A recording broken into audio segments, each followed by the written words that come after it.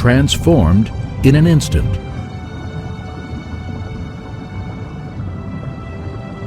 The squid on the left is a male. He shows a brownish-red courtship pattern toward the female, while simultaneously showing a white fighting pattern on his opposite side to ward off rival males. As he switches sides, his markings actually flip. Dual simultaneous signaling demonstrates God's engineering supremacy. Underwater symbiotic relationships reveal perfect foresight in design planning. Sea anemones are poisonous, yet God has enabled certain fish to safely cohabitate in their environment. For example, clownfish are designed with an immunity to the anemone's poison. This could not have been inherited, as prior generations would have been killed and gone extinct before evolving a beneficial immunity.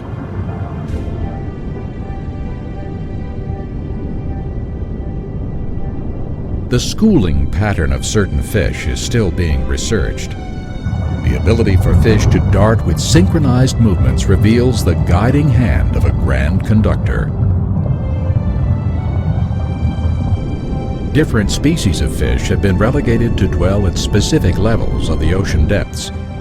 This capability is the result of a specially designed air bladder, which secretes gases from the bloodstream, regulating the pressure, maintaining equilibrium, allowing the fish to survive at various water pressures within a range determined by the Creator. One of my absolutely favorite sea creatures is the pearly nautilus, or the chambered nautilus. Here's a shell like you might find in a Florida shell shop, and when you cut these down the middle, woo! Look at that, all these little chambers inside. The animal that lives in the last chamber here is essentially a squid. It has lots of little tentacles coming out the front like that. All these little chambers enable it to regulate its buoyancy like a submarine does. Inside that amazing squid, there's a brain. There's an eye that sees the world like we do. There's a digestive system with salivary glands and a pancreas gland. They have 3 different hearts. They're as complex inside as we are. And yet, fossils of this kind of creature are among the first to be found. Initial complexity, a marvelous testimony to God's creativity. When I look at the sea creatures that God has created, I look in particular to the fish. They are amazing creatures, starting with their streamlined efficiency, the fact that they are designed to extract oxygen from the water in such an efficient manner, the fact that they have such a pleasing aesthetic values, and also, of course, the great quantities of food they provide for man. Fish have always been fish, according to the fossil record. Yes, fish certainly are an incredible feature of God's living creation.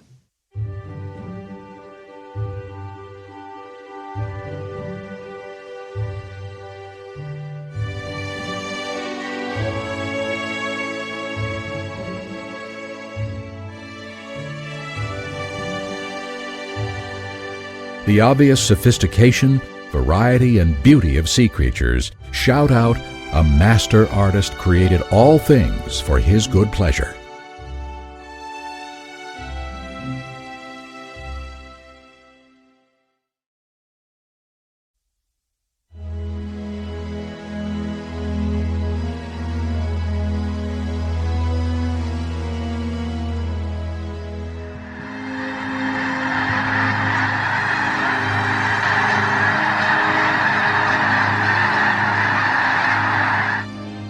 Birds are among the most captivating creatures on Earth.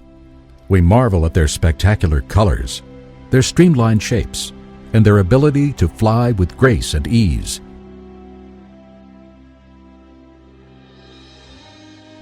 For centuries, man attempted to imitate the flight of a bird. It was only in the 20th century that he succeeded in controlled flight. To this day, in order to improve the aerodynamics of the plane, man will return to study God's marvelous avian design.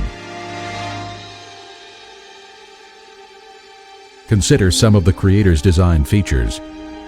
A bird's bones are lightweight and virtually hollow. They're supported inside by struts and honeycombed with air sacs. These lightweight bones are designed so efficiently for flight that the bird's feathers usually weigh more than its entire skeleton. Even its beak is designed to save weight, made of lightweight horn rather than heavy bone. Birds also have two strong sets of breast muscles, a large set to control the wing's downstrokes and a smaller set to control the upstrokes. And only birds have been created with feathers. Feathers insulate the bird from the sun's heat, protect it from the cold, waterproof the body, and create wing and tail surfaces necessary for flight. Each feather is connected to a nerve and controlled by a muscle. This precision muscular control helps the bird balance in the air, steer, and brake when slowing down to land. Birds, they're just truly spectacularly amazing.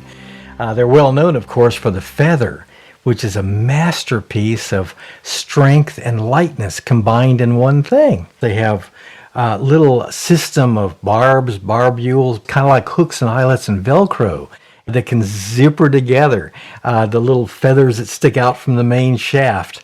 And they can take their bill and zipper them and unzipper them as they oil their feathers.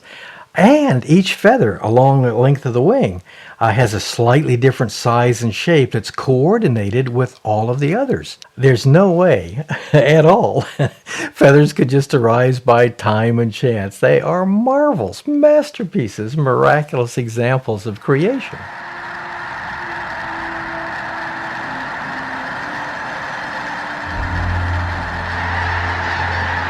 Another essential element to bird flight is the air-filled bags that lie between the bird's organs. The bird's air sacs are connected to its lungs, and during flight, air flows through them. This arrangement rapidly feeds the bird's body tissues with life-supporting oxygen, while keeping it light in the air. All birds are amazing. You know, they have a system of breathing that's not found in any other creature. The bird lung is a special double-tide system where you can oxygenate air both inhaling and exhaling. Unlike our lungs or the lungs of any other creature, the bird lung has back doors.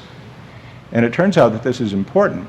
Birds do not change the shape of their chest cavity when they breathe. You know, if you saw a bird just land from a 1,000-mile migration, just landed, would you see the chest heave as he breathed?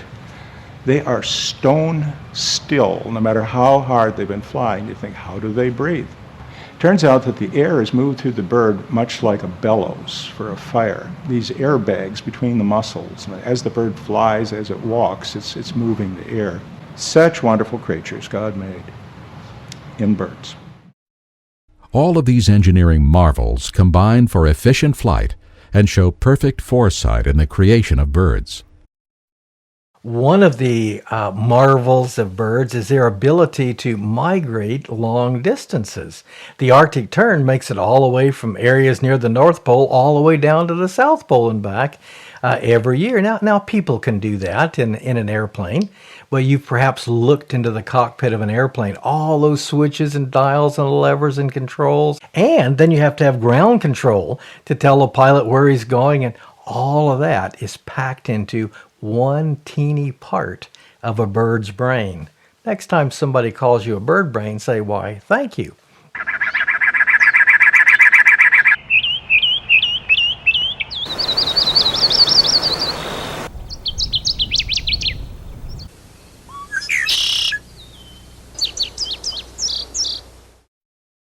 The Lord has equipped each bird uniquely for his role in life. In the service of man, each species of bird has a special area of patrol. Many help by controlling insects. Others remove the carcasses. The finch family is a great weed seed destroyer. The owl and the hawk keep the rodents in check. The sandpiper combs the beaches. The water bird maintains the proper balance in fish population. The heron in frog and snake control. With graceful proportions, amazing aerodynamic abilities, and practical functions, each bird is a testimony to God's wisdom and love. While God provides marvelously for birds, Remember that Jesus assures us that we are of more value than many sparrows.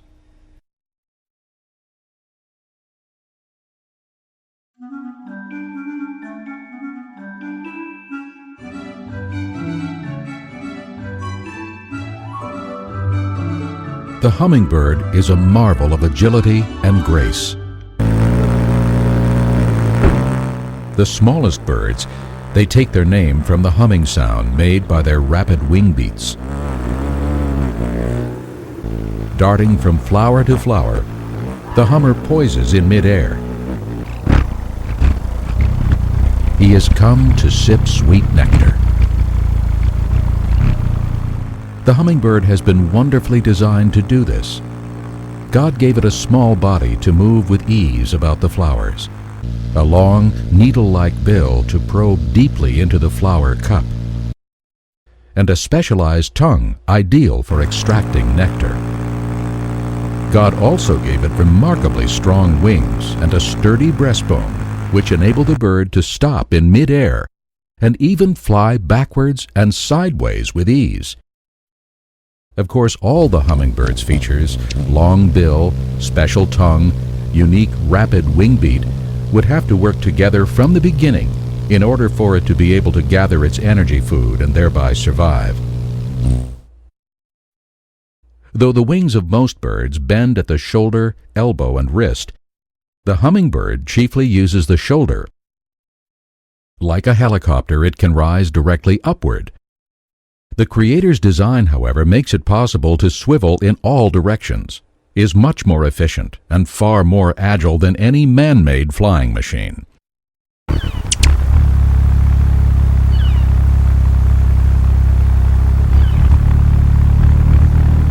The hummer's capabilities are phenomenal. When hovering, his wings beat 50 times a second. When speeding straight away, up to 80 times. Its heart beats 21 times in the same second. These tiny little birds have a metabolic rate that just is almost unimaginable. Their heartbeat is so fast it gets into the range of audible sound. You think of these little hummers that fly, they migrate over hundreds of miles. They reserve food to make this trip. An error of hundredths of a gram in nutrients could mean not making the trip. Birds alone would be absolute compelling evidence for a marvelous Creator.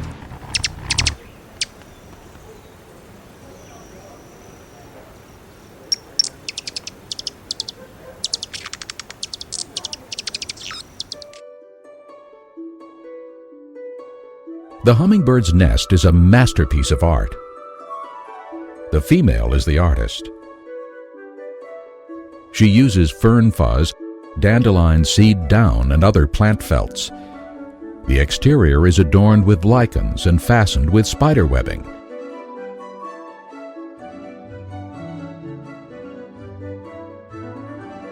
The interior is lined with the softest down available. No one teaches her the art of nest building. It is a God-given ability. The male hummingbird's coloring has no rival in the bird kingdom. The magnificent hummingbird, the broad-tailed, the blue-throated, and Costa's hummingbird are among the more than 300 stunning species. The iridescent colors of the throat and crown are due to refraction and not pigments. Often, these areas appear dark, almost black. But from the proper angle, the iridescent colors seem to glow from within.